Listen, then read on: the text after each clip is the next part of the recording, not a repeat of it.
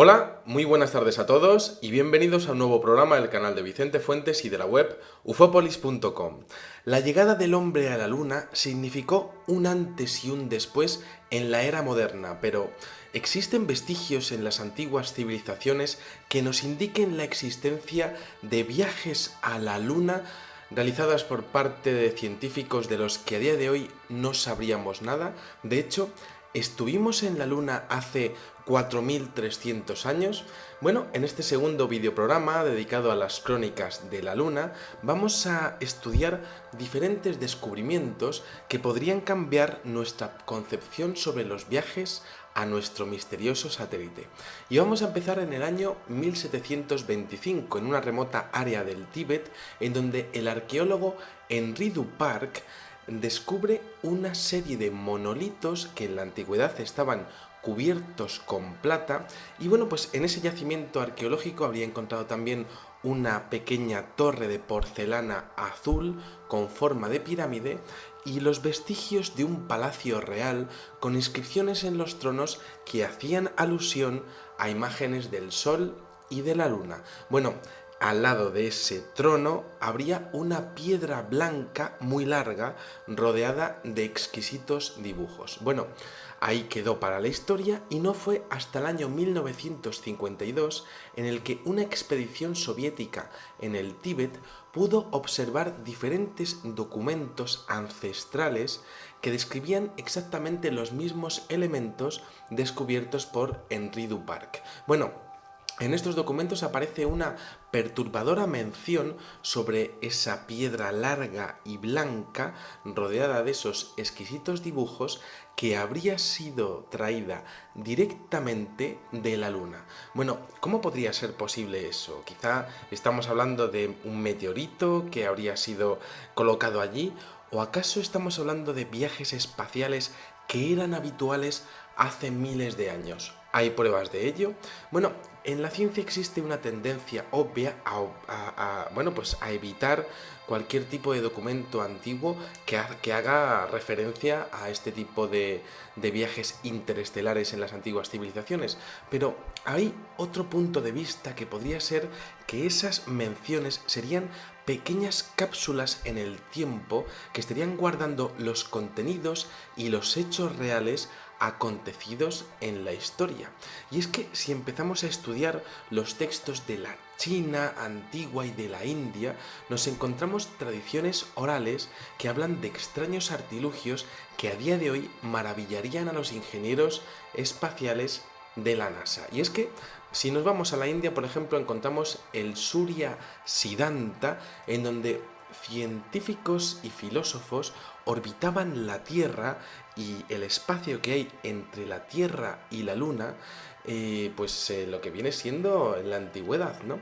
De hecho, se comenta que el diámetro de la Tierra es de 12.617 kilómetros, siendo hoy los actuales estudios de 12.675 kilómetros de distancia. Bueno, ¿cómo podrían saberlo sin tener una tecnología láser? En estos textos sánscritos también se describen estructuras similares a la de los gigantescos satélites que a día de hoy orbitan nuestro planeta, tanto en sus dimensiones como en el interior de las mismas, además de artilugios voladores con capacidad para volar entre la Tierra y la Luna. Se habla además de los Siras, hombres perfectos, y de los Vidayaras, hombres sabios que viajaban por el espacio y que dividían el tiempo en porciones de 3 centillonésimos, es decir, un 1 seguido de 600 ceros y la cifra correspondiente. Para que nos hagamos la idea, esto podría indicarnos que tendrían quizá aparatos de medida totalmente sofisticados que desde luego estarían muy por encima de lo que hoy maneja nuestra ciencia. Bueno, esto también nos recuerda a lo que aparece en los vimanas, con partes que recuerdan a modernas turbinas que funcionan pasando un combustible derivado del mercurio de una cámara a otra, y en donde se habría logrado el movimiento perpetuo, es decir, la energía libre sin pérdidas por fricción. Aquí tenemos también en la historia la interpretación del ingeniero Joseph Blumrich, que habla de lo que aparece en la Biblia, en Ezequiel capítulo 1, versículo 15, en donde aparece una especie de máquina con forma de peonza y con diferentes soportes que podrían servir, que podrían significar exactamente el mismo concepto de ingeniería que los trenes de aterrizaje. Yo por mi parte también me recuerda muchísimo a lo que aparece en el caso Emilcin, ocurrido en Polonia en 1979. En la India, sin salir de allí, tenemos referencias a Pusan navegando en barcos de oro a través de los océanos del cielo. Tenemos a Garuda, el pájaro celestial que llevaba a Vishnu en viajes cósmicos. Y tenemos también los vuelos aéreos a través del firmamento en el libro Samsap Takabadja, o bueno, pues también los llamados ancestros de las dimensiones del espacio en los Puranas. Bueno, no muy lejos de allí, si nos vamos a Chaldea, en la ciudad de Ur, encontramos diseños de la antigua Mesopotamia y de la antigua Sumeria que nos recuerdan a modernos cohetes cubiertos además de lo que sería una aleación, en este caso de cobre, que sería algo similar a la utilizada en los proyectos Gemini de la NASA, con otro tipo de materiales, pero con un diseño de ingeniería prácticamente idéntico. Bueno, en China, si nos vamos a la provincia de Yunnan, encontramos grabados de máquinas que se parecen igualmente a cohetes cilíndricos que son capaces de escalar al cielo según su mitología y que habrían aparecido tras emerger una estructura piramidal en el fondo del lago Kunming durante un terremoto. Bueno, en el tercer siglo antes de Cristo también tenemos a Chuang Tzu en un tratado que se llama Viaje al Infinito, en donde relata un viaje en el espacio a 32.500 millas sobre la Tierra, es decir, a 52.000 kilómetros de altura. Y esto, pues claro, esto es algo increíble porque son pues prácticamente un cuarto de la distancia que separa nuestro planeta de nuestro misterioso satélite. Bueno, en la India también se hablaban de medidas de esos 384.000 kilómetros prácticamente idénticas que las que aparecen en las mediciones por láser de las misiones Apolo. Bueno, si seguimos en China, nos encontramos una descripción asombrosa de la Luna como desolada, fría y de cristal. Así lo definía el ingeniero del emperador Yao en el año 2309 a.C. Bueno, habría llegado hasta allí gracias a un pájaro celestial que le proporcionaba además continuamente información sobre el viaje, tal y como ocurre la telemetría en los viajes de la NASA o nuestro móvil con las aplicaciones que nos van dando continuamente información. Bueno, esta tecnología se basaría en una corriente de luz bueno, pues prácticamente sólida, que bien parece salida del mejor relato de ciencia ficción. Lo que pasa es que esto es la mitología de la antigua China, ¿no? Bueno, si nos vamos al relato de Hou Yi, aquí tenemos una mención de que desde el espacio no se puede percibir el movimiento de rotación del Sol. Bueno, ahí lo deja, porque realmente, ¿cómo podían saber que el Sol también rotaba? Bueno, esto es algo increíble, pero más aún pues, en el tema de que desde el espacio no podían ver el amanecer de la Tierra, y esto es algo que solamente ocurriría si se estuviese en órbita durante varios días en una posición determinada, siempre en la zona donde estaría dando pues lo que sería la parte de la noche en la Tierra, ¿no? Bueno, ¿significa esto que eran capaces de moverse libremente en el espacio algunas civilizaciones antiguas? ¿De dónde sacarían la idea de la rotación del Sol? Bueno, en el relato de Hou Yi se describe también la Luna como un horizonte congelado y frío en donde habría una construcción llamada el Palacio del Frío. Bueno, la esposa de Hou Yi, que se llama Chang En-go, habría encontrado una esfera luminosa que brillaría como el cristal de enorme tamaño y fría como el hielo tras descubrir que la luz que estaría emanando de la Luna tendría su origen en el propio Sol.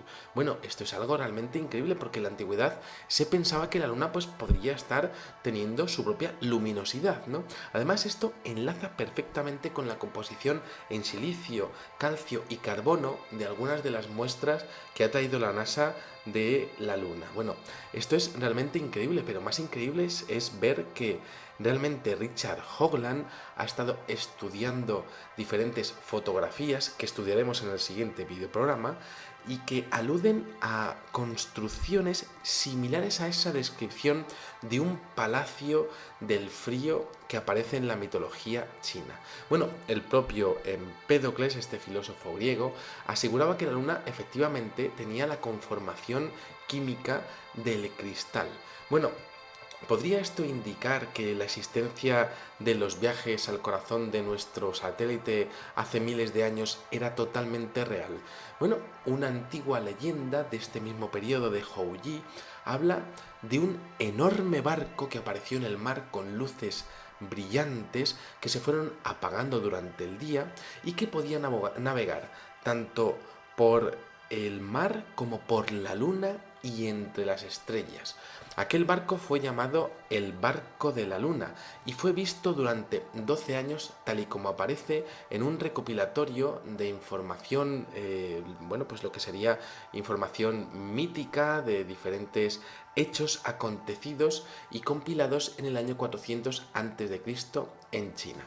Luego, por otra parte, en el libro Xi Qing se expresa que cuando el emperador vio al mundo caer bajo el crimen y bajo el vicio, mandó a este ingeniero y a su mujer cortar la comunicación entre la tierra y el cielo. Y desde que eso pasó, no hubo más subidas al cielo o bajadas a la tierra desde la luna.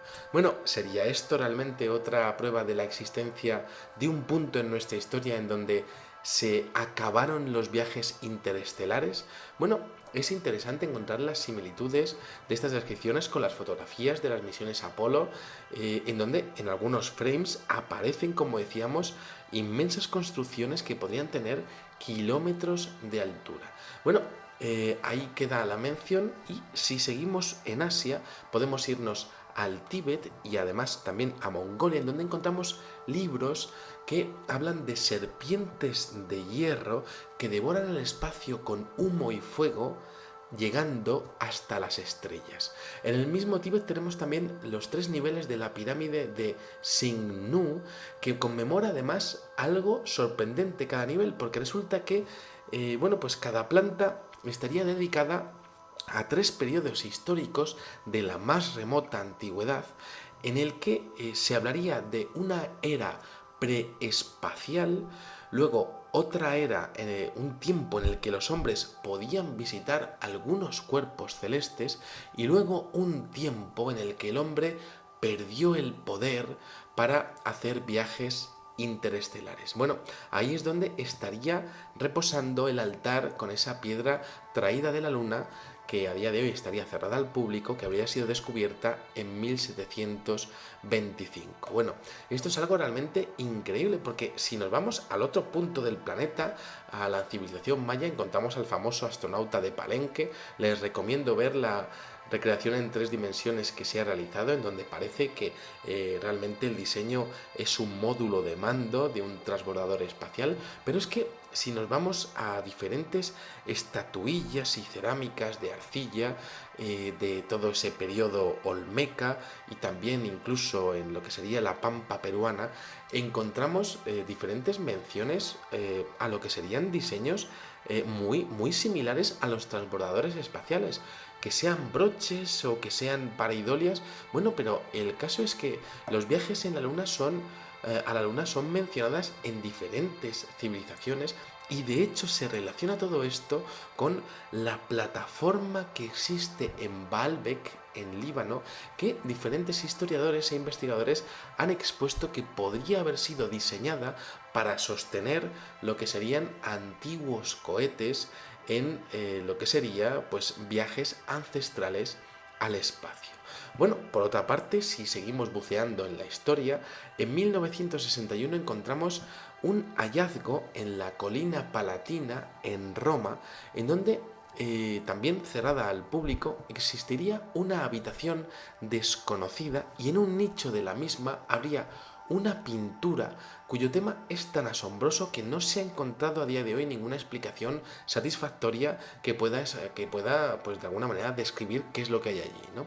Bueno, en la parte central de esa pintura aparece lo que parece ser una moderna nave espacial, de hecho como si fuera un cohete, de pie sobre una plataforma de lanzamiento y de ella saliendo cables y diferentes tipos de artilugios. Bueno, por supuesto en Japón tenemos las figuras dogu que recuerdan a trajes lunares, trajes espaciales, acopladas pues con mecanismos similares a lo que son los buzos, mecanismos de presión e incluso con protectores de ojos similares a las gafas que utilizan los astronautas y los pilotos, ¿no? Bueno, esto es fascinante porque esas figuras dogu, algunas de ellas también se muestran como si fuesen seres humanoides con ojos almendrados, ¿no? ¿Significa esto que antiguos astronautas del pasado, en civilizaciones que a día de hoy apenas podemos llegar a conocer, quizá tapadas por cientos de millones de toneladas de arena y de la propia historia y la erosión, bueno, pues pudiesen haber entablado algún tipo de contacto con seres extraterrestres? Bueno, en el folclore maya también encontramos en las ruinas ubicadas en Guatemala que existen menciones en donde un carro de oro de forma circular de 12.000 codos, es decir, 5,5 kilómetros, era capaz de llevar a los hombres a las estrellas. Bueno, en Nueva Zelanda también encontramos las leyendas maoríes en donde se cuentan cómo los ancestros disponían de máquinas para poder viajar a la luna. Pero si nos vamos al génesis del gran misterio que es el hombre, ¿no? y su relación con el cosmos, encontramos en la épica del libro de Etana, de 4.700 años de antigüedad, descripciones de la Tierra desde diferentes altitudes. Y esto es asombroso porque son descripciones que son tan exactas como las que aparecen en las imágenes captadas por Estados Unidos y Rusia de lo que serían los viajes, lo que sería el ascenso de los cohetes hacia la estratosfera.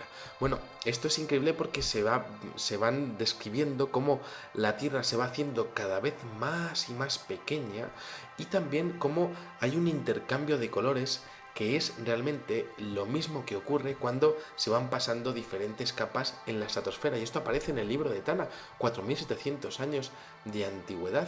Bueno, por otra parte, en el libro de Enoch se expone que los astros tenían calor como el fuego y frío como el hielo para explicar cómo los planetas tenían diferentes áreas iluminadas o en sombra y por tanto sus temperaturas serían muy, muy altas o muy bajas. Esto por ejemplo ocurre en Venus, pero ¿cómo podían llegar a saberlo sin sin disponer de ningún tipo de maquinaria para poder observar esos planetas y cómo funcionan los ciclos de temperatura a nivel, a nivel espacial? Bueno, pues aquí se quedan estas menciones sobre posibles viajes interestelares que podrían indicarnos que realmente hubo una gran ciencia en las civilizaciones antiguas totalmente perdida a día de hoy y que solamente quedarían esos legajos, esa mitología, esas cápsulas del tiempo que quizá el folclore popular llevó a mezclarlo con la propia religión de esos lugares, pero que realmente estarían exponiendo un conocimiento increíble sobre el cosmos, sobre la medida de la Tierra y sobre todo sobre las medidas y lo que existe en nuestro misterioso satélite, la Luna. Bueno, pues nada más, espero que hayan disfrutado muchísimo de este videoprograma y les espero en el siguiente. Me leeré sus comentarios con muchísima atención y nada, pues como digo siempre, muchas gracias y salud y suerte. Adiós.